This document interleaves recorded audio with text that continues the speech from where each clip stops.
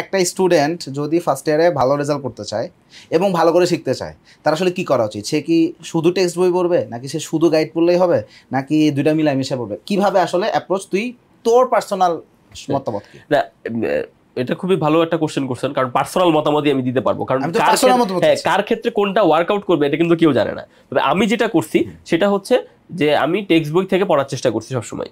এখন দেখা গেছে যে ক্লাস থেকে গিয়ে প্রতিদিন দিনের টপিক দিনে পড়া আসলে পসিবল হয় না সবসময়।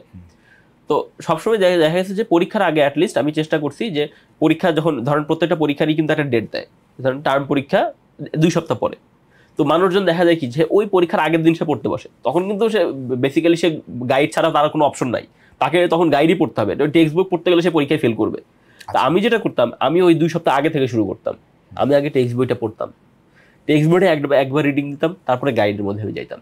ইভেন এখন আমার মনে আছে, আমি যদি আরেকটা অন্য সাবজেক্ট দিয়ে এক্সাম্পল দিই, প্যাথোলজি ফার্স্ট টার্মে আমাদের জেনারেল প্যাথোলজির সাথে হেমাটোলজি থাকে।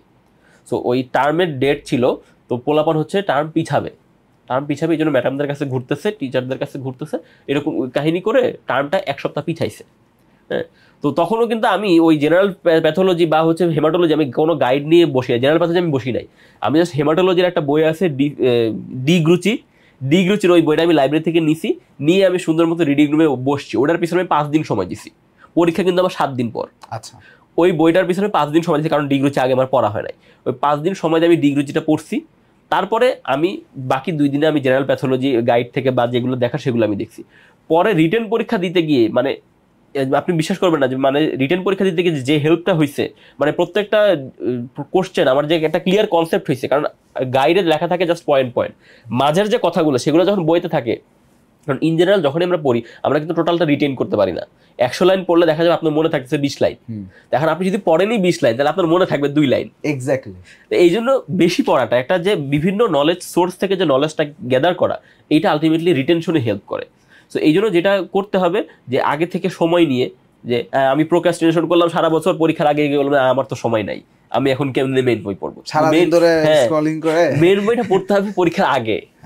পরীক্ষার আগের দিন মেইন বই পড়তে বসলে তো হবে না, মেইন বই আগে একটা কন্টিনিউয়াস প্রসেসের মধ্যে যাইতে হবে। আইটেমের পেছে যাবে, বাকি সারাদিনে কি একটু 1 ঘন্টা সময় পাওয়া যায় না? যত কাজে থেকে 1 ঘন্টা সময় পাওয়া যায়। একটু আগ্রহ থাকলে যে আমি একটু বইটা খুলি, দেখি অমুক পেজে কি লিখছে, অমুক টপিকে কি লিখছে, এই একটু করে যে আপনি যে পিস মিল যে ইনফরমেশন গ্যাদার করবেন, এটা আলটিমেটলি পরীক্ষার আগে দেখবেন যে একটা কম্প্রিহেন্সিভ আপনাকে হেল্প করতেছে। এইটা আমার থাকবে, পরামর্শ থাকবে যে পরীক্ষার আগের দিন পড়তে না বসে আরো আগে থেকে অল্প অল্প করে টেক্সট বুকটা পড়া।